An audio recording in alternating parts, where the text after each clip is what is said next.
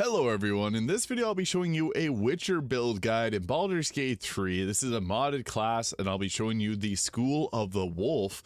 This mod was made by Srazel, S-R-A-Z-E-L, on mod.io. Will hopefully come to console at some point, but I'll be going over this full build here up to level 12. And with this, we get ourselves a second wind and dark vision. But in addition, we also get to choose a fighting style, which we're going to take defense for that +1 to armor class. Now, this isn't super overpowered. I would say it's as strong as the base game fighter, roughly. Maybe the fighter's a little stronger. We'll show you how that goes in this video. I'll show you the best gear. As well, I am using a mod from Nexus mods for the Ciri outfit that CD Projekt actually let this modder use for their mod, which is really cool. For ability score, we're going with 16 dexterity. Well, you can build around strength, but I think the best way is to actually, since the Witcher uses potions, we're going to use the elixir of Hill Giant Strength. And eventually the Cloud Giant Strength as well. You can get those if you're using mods using the Cheater's Ring. And we're also going to go 16 Dex, 14 Constitution, 10 Intelligence and Wisdom, and 16 Charisma, which is our spellcasting modifier, but we can also go 16 Constitution. It is nice to have a decent Charisma if you're going to be the face of your party as well. But again, I'll show off all the gear that we'll be using for this video and also show you a bit of combat. So level 2, we get ourselves the Igni, which does scale. At first it does a 2d6 of fire damage as a bonus action. That's where it's huge. We also get the Quen here, giving us 7 temporary health. Ard doing force damage and knocking them off balance. And also the Axii, which is charm and gain advantage on charisma checks in dialogue. And Yrden here, which will possibly entangle them. It's a concentration using a bonus action. And we get action surge to further enhance our abilities. Now, we also get ourselves at level 3, a choice in a subclass, and we're going to go with the School of the Wolf. There is other choices here. There's also School of the Bear. Some of this properly updated yet. I was having issues with it updating. But this gives us an improved critical hit chance, and also we'll get an extra attack at level 10. We also get the Wolf Decoction. Creature gains advantage on strength checks, +2 to strength, and its carrying capacity is doubled until long rest.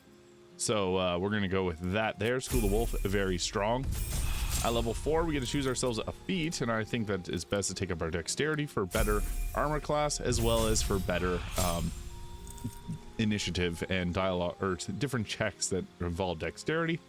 We'll get an extra attack here, level 5, big power spike for everyone. At level 6, we get to choose another feat, almost similar to the fighter.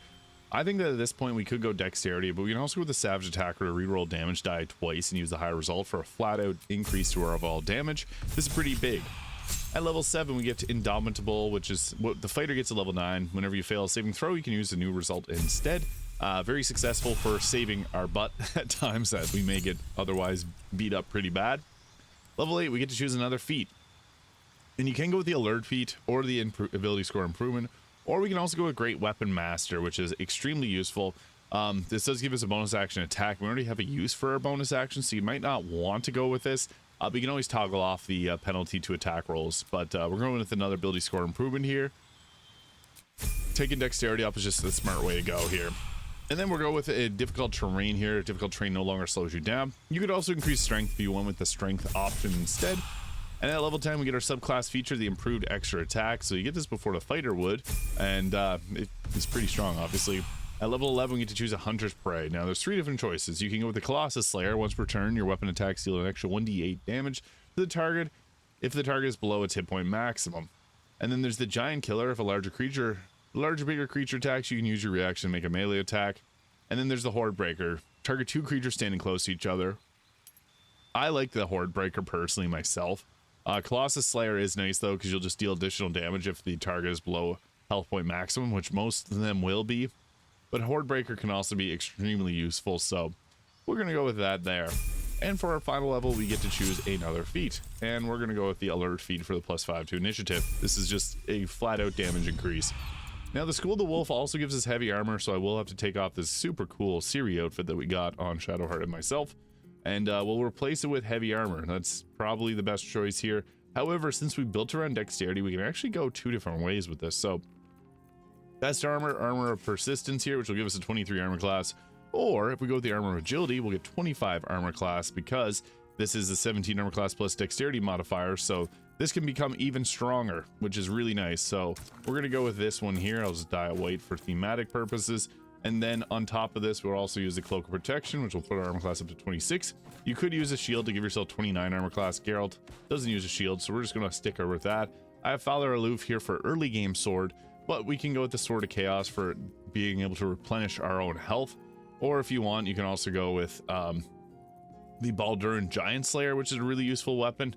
I'm just going to go with the Sword of Chaos here just because the additional healing is really nice. For the bow, I like the Hellrider Longbow for the +3 initiative, but you can also use the Gaunter Mail there because that is going to give you the Celestial Haste.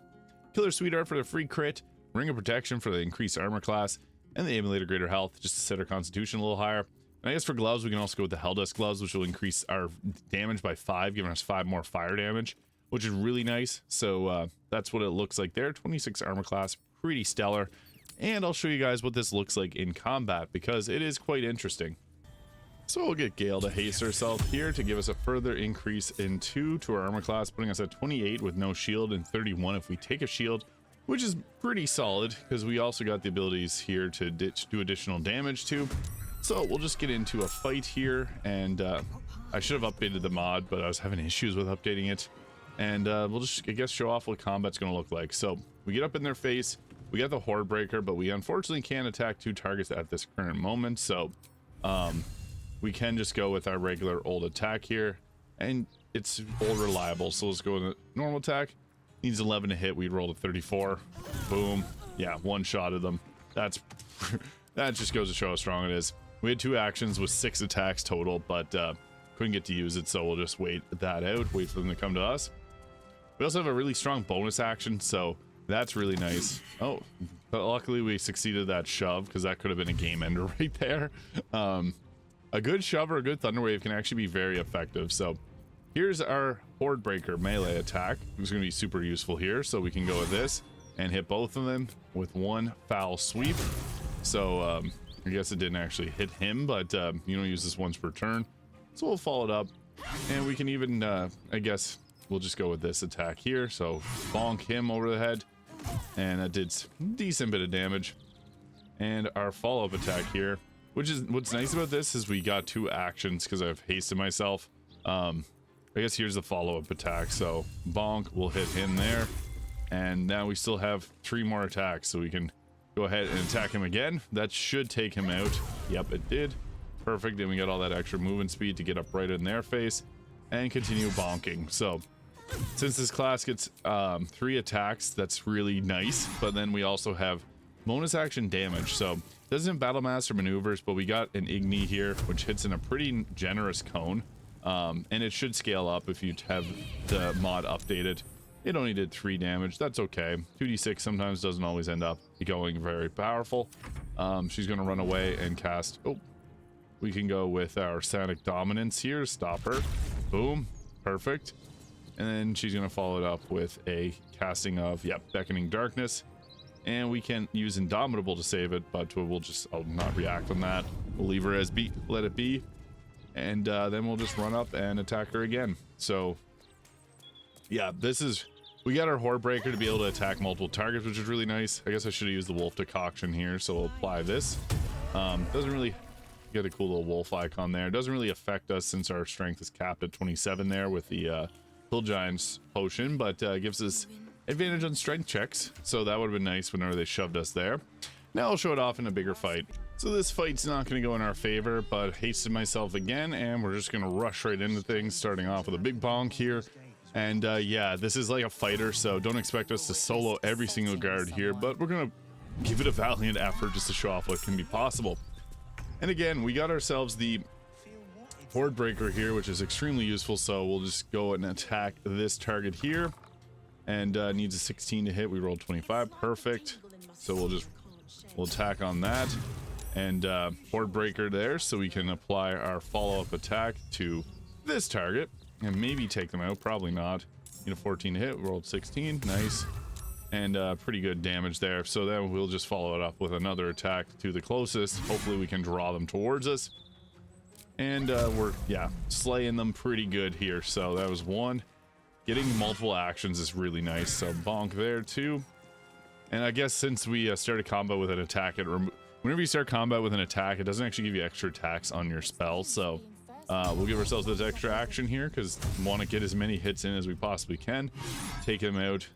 Roll a 27 to hit. Perfect. And follow it up with, I guess, another arrow attack. We'll see if I can hit him. Nice, perfect. We can hit him with the Igni. Not going to do a lot of damage. And we got counterspelled. That's fine. I guess we can still attack with our bow attack. And I took them out with that. That was a fair trade. We'll see if I can use... Sometimes I have issues with using these arrows. So yeah, my game's a little bugged. We'll just go with a regular arrow. Nice. That was a critical hit. And I guess final shot, we'll just follow up with another arrow attack and hope that we survive, because it's gonna be rough. So my thing is kiting is kind of important, but I just pulled more enemies into the fight, so that's lovely. And I guess we'll just end our turn there and hope that we survive. This ended up going better than expected. I only took 9 damage in total for that turn, so that was pretty sweet. For some reason cannot select my Horde Breaker, but we got a nice plenty of weapons at our foot because we just kept getting hit with them. So yeah, I guess that we can follow up and just continue attacking here and try to take out all those that are closest to us. Oh, blew up my explosive blood. So if you have Helldusk gloves on, you have the unstable blood, you can actually create fires with it, which is pretty funny. So I'll just keep attacking those near me just to get rid of them. And then we can move on to, I guess, some of the more ranged targets.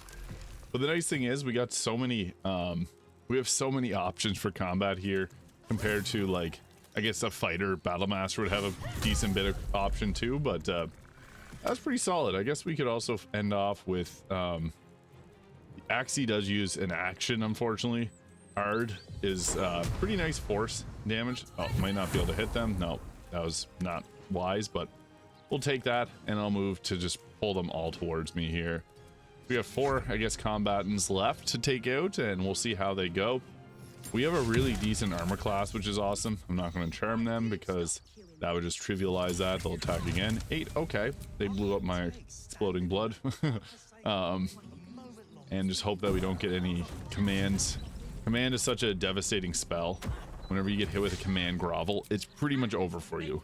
I get them sometimes. There was one video I filmed where I had 7 in a row, so that is obviously not ideal because it just takes you out of combat so heavily. But we'll just go after these 2 right here. What's nice about the Horde Breaker though is the arrow attacks are pretty generous, because you can hit, there's likely 1 target you'll be able to hit 2 of them with, so that's what's nice about the Horde Breaker. So move it or flame and attack there. Ooh, we might not be able to. I'll just pull it off anyways. So rolled a critical hit. We need a critical hit on a 19, and we unfortunately didn't apply Horde Breaker to anyone. I probably could have did. Nah, probably not there.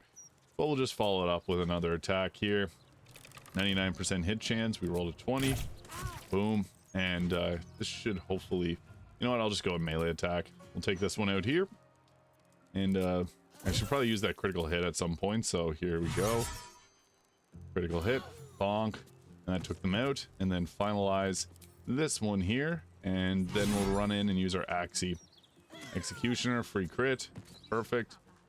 And I'll run through the fire and the flames here to just drop another hard and hopefully knock back. I wish I could align this up a little bit better. Maybe I can. Not enough movement speed. You can't really change it like you can a thunder wave, unfortunately. It's just from your direction. And oh, I was able to do another attack. Sonic backlash. We'll blast him there. I'm gonna keep exploding. We took a decent bit of damage, but most of the damage is actually from the unstable blood, so that's something. As you can see, we just keep getting that hit there. And they're jumping to the other side for whatever reason. But we'll, I guess, follow it up with our main hand attack. Hopefully take this one out. Single bonk. It's a lot of just basic attacks since, oh, they were able to get a riposte off on us. And then we finished them. Perfect. And I guess I'll take this one out here. We can't use our Horde Breaker. And there it is. Cool. So there's the Witcher build guide in Baldur's Gate 3. I may do another one at a certain point because I'm really excited for Witcher 4. I want to do this one because the Witcher 4 announcement at the Game Awards was so cool to see. And yeah, I had this hair is actually from Tav's hair salon on Nexus mod, so it kind of mimics Ciri's new hair. But let me know your thoughts on this build in the comments below. Hit the subscribe button if you haven't already. Shout out to Srazel for making this awesome mod, and I'll see you all in the next video.